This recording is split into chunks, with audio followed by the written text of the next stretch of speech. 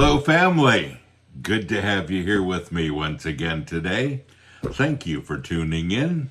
It's a difficult subject today, and one that'll probably hit a few chords with some of you. Here's the question. Hey, Pastor Bob, my life has been extraordinarily rough. For reasons unknown to me, I have been my entire life a vent for narcissistic gaslighting from my family. It's a real test of my ability to love unconditionally and to forgive unconditionally. It would be a very painful life if it were not for Jesus. I cannot imagine where this may have ultimately taken me and in what direction. I will be 59. I gave my life to Christ when I was 8 years old, and the yoke I feel from my family has long since become unbearable.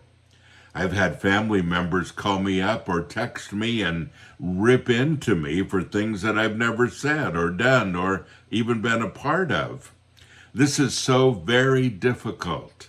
How do I turn 60 when I hurt this way?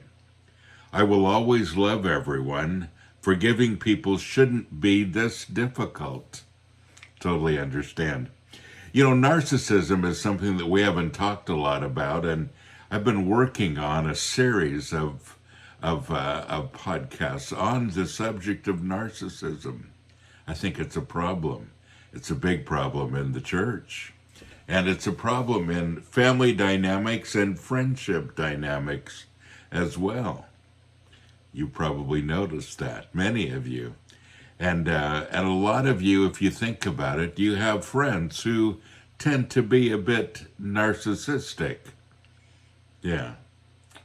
Here's what it says in Philippians chapter 2, starting with verse 1.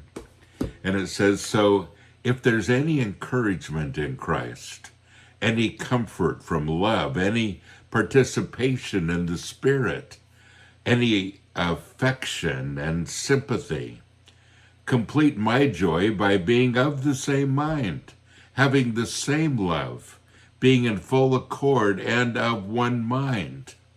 Do nothing from selfish ambition or conceit, but in humility count others more significant than yourselves.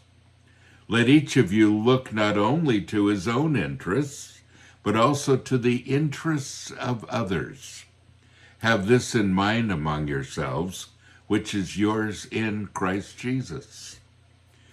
You know, I have to be honest, I've been under the influence of narcissistic people several times in my life too, not fully understanding the ramifications of it and not fully understanding that those are the dynamics that were happening.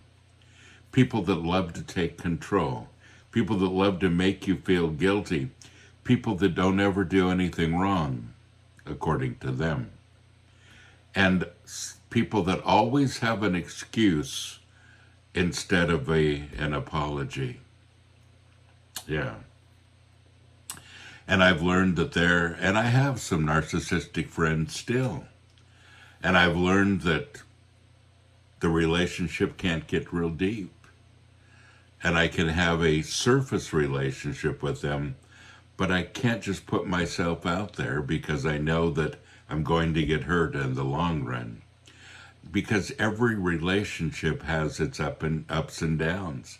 Every relationship has points in it where you need to reconcile, you need to forgive, you need to admit that you're wrong. And when there are people who cannot admit that they're wrong, they never do anything wrong in their own eyes, and they seem to be controlling, instead of part of a relationship 50-50, then that isn't a healthy one.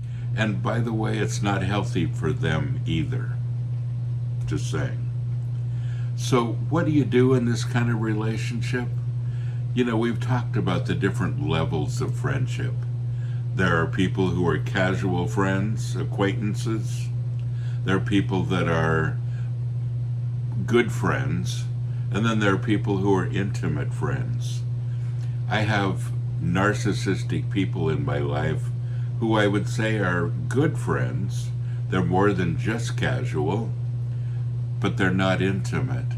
They can't be, because intimacy involves this give and take.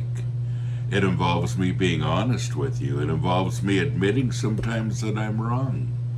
And when we can't do that, folks, we need to understand that this is not an intimate relationship, sadly.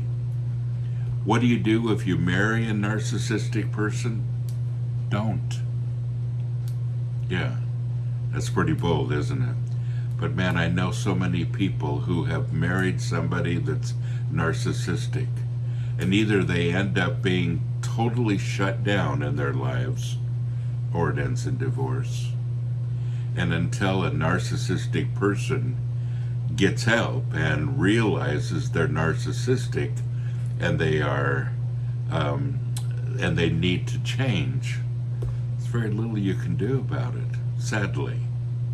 And I'm sorry that you've gone through this. Person that wrote this could have been written by so many of you, huh? So many of us. It's taken me a lifetime to learn what to do with narcissistic people.